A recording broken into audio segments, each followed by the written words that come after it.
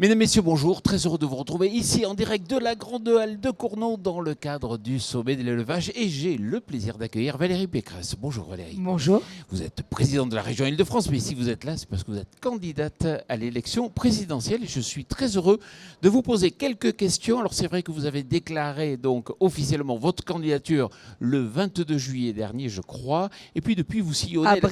À Brive, et depuis vous sillonnez justement la France du nord au sud, de l'est à l'ouest. Vous étiez dans le Finistère, vous avez été en Corrèze, enfin vous avez été dans l'Hérault, à Palavas-les-Flots. Vous en avez rencontré les agriculteurs. Elle va comment notre agriculture? Elle va bien ou pas? D'abord, c'est une force extraordinaire parce que c'est grâce à elle que nous avons notre gastronomie et puis nous avions des excédents commerciaux parce que nous avions une agriculture qui exportait partout dans le monde. Nous avons une agriculture qui exporte partout dans le monde. Mais vous le savez, cette année, exceptionnellement, notre balance commerciale agricole a été déficitaire pour la première fois dans l'histoire. Donc ça, c'est un signal d'alarme qu'on doit entendre. On doit entendre que notre agriculture aujourd'hui, elle a besoin d'être soutenue par les politiques. Et vous savez qu'il y a un grand choix, il y a deux écoles. Est-ce qu'il faut exporter ou est-ce qu'il faut faire du local? Les deux, mon général. Il faut faire à la fois du local, plus parce que c'est ce que les Français souhaitent. Ils souhaitent manger des bons produits et ils savent que notre agriculture est une agriculture de qualité. Et puis j'ajoute que le local, ça peut créer de la valeur sur les exploitations. Vous l'avez vu avec la crise Covid, nous avons été nombreuses, les régions, à aider à développer du produit local, de la vente à la ferme, des drives fermiers, de la livraison directe dans les villes. Donc oui au produit local, mais oui aussi à l'export. Nous avons une agriculture qui est une grande agriculture. Nous avons des produits qui ont une renommée mondiale. Donc il faut continuer à exporter, à défendre notre agriculture et à se protéger contre les importations qui arrivent en dumping environnemental et social, qui ne respectent pas nos normes environnementales. Parce que le grand paradoxe, c'est quand même d'imposer à notre agriculture, et ça, ce sera mon combat, des normes qui sont démentielles par rapport à nos pays voisins, et en même temps, d'importer des produits qui ne les respectent pas. Et ça, c'est inacceptable. Vous savez qu'il y a un grand débat, c'est la souveraineté alimentaire. On en a beaucoup parlé avec le Covid. On a l'impression qu'on l'a un peu oublié là maintenant. Concrètement, qu'est-ce que vous feriez, vous, pour justement favoriser la souveraineté alimentaire française? D'abord, il faut qu'on arrête de surnormer, c'est-à-dire de mettre des normes qui n'existent pas dans les autres pays. On en parlait avec les maraîchers bio qui se retrouvent à ne pas pouvoir chauffer leurs serres alors qu'en Espagne on chauffe les serres. Là tout à l'heure je parlais avec les producteurs de lentilles du Puy qui voient arriver des lentilles au glyphosate du Canada. Donc ça n'est juste pas acceptable. Et sur nos éleveurs, puisqu'aujourd'hui on est au salon de l'élevage, il est évident que la question des revenus de l'élevage est une question absolument fondamentale. De ce point de vue, il y a une loi, vous le savez, la loi Egalim, qui n'a pas tenu ses promesses. Donc le président de la République n'a pas tenu ses promesses, il n'a pas réussi à établir un rapport de force avec la grande distribution au profit de nos éleveurs. Il faut qu'Egalim 2 tienne cette promesse. Egalim 2, vous savez, qui est très inspiré par la droite sénatoriale qui se bat pour nos éleveurs. Egalim 2 qui devrait fonctionner a priori?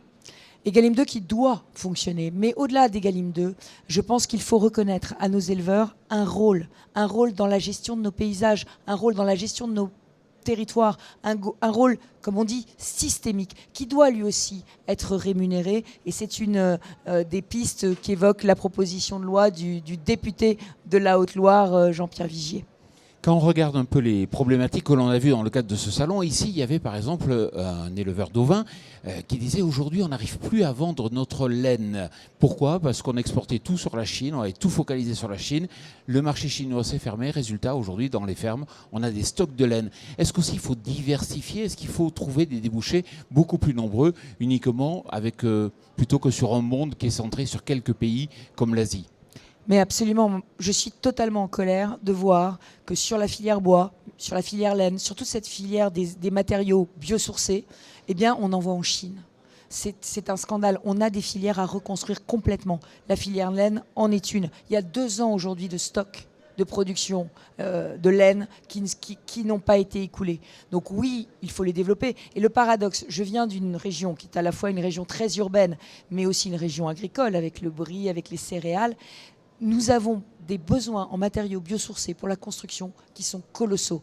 Donc oui, il faut organiser des filières et des filières nationales. C'est le rôle aujourd'hui d'un ministère de l'Agriculture qui devrait aussi être un ministère de l'Industrie biosourcés. Vous l'avez dit, c'est quand même paradoxal qu'on voit aujourd'hui que l'exportation française sur le plan agricole régresse. On était plutôt leader, on voit qu'au fur et à mesure on recule. Qu'est-ce que vous feriez, vous, quand vous serez peut-être la première femme présidente de la République, la première mesure pour les agriculteurs? Il faut créer de la valeur sur les exploitations. Les agriculteurs sont des entrepreneurs, c'est des chefs d'entreprise. Donc il faut qu'on arrive à créer davantage de valeur sur les exploitations. Ça veut dire mettre en valeur l'ensemble des produits de l'exploitation. Vous parliez de l'élevage ovin, ça va avec la laine. Mais si on parle d'autres types d'élevage, il faut travailler aussi à comment valoriser tout l'espace de l'exploitation. On parle souvent d'énergie renouvelable. Les agriculteurs peuvent aussi faire de l'énergie renouvelable. Méthanisation des déchets agricoles, solaire. Donc on a aujourd'hui besoin de créer davantage de valeur et ce sera mon premier chantier. Le deuxième chantier, c'est évidemment les reprises d'exploitation. Convaincre les jeunes qu'il faut revenir à la ferme ou investir dans la ferme.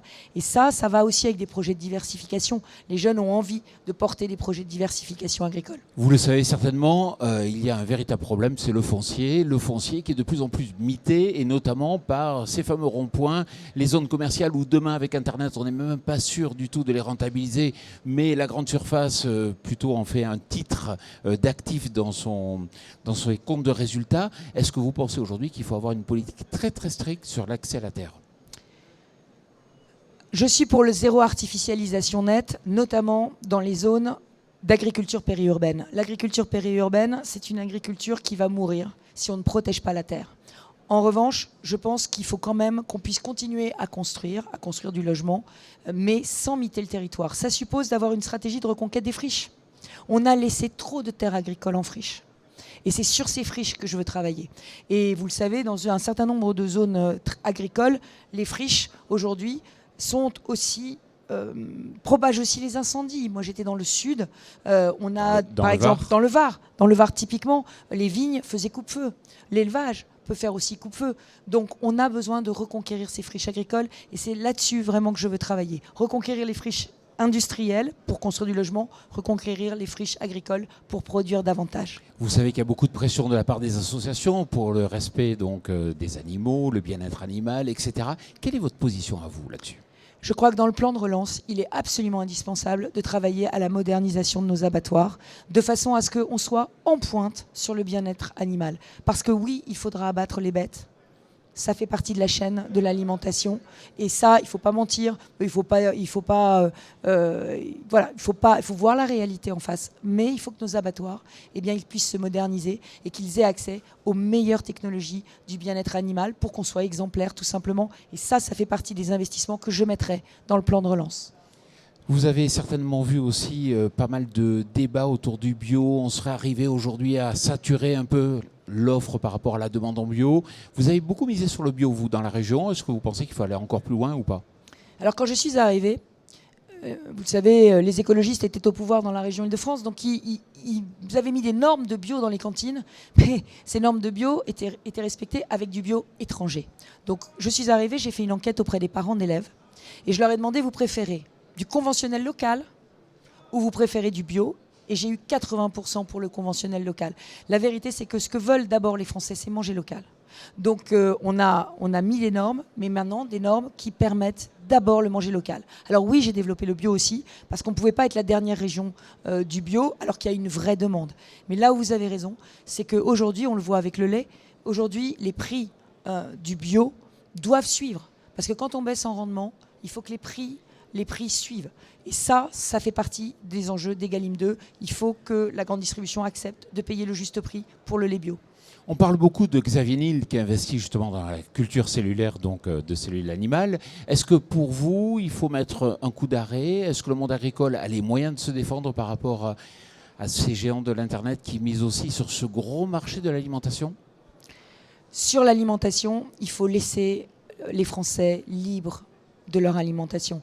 Moi, je défends une alimentation flexitarienne. Flexitarienne, c'est ce que propose d'ailleurs la Fédération des viandes. C'est de dire, mangeons de la viande, mangeons des légumes, mangeons de tout.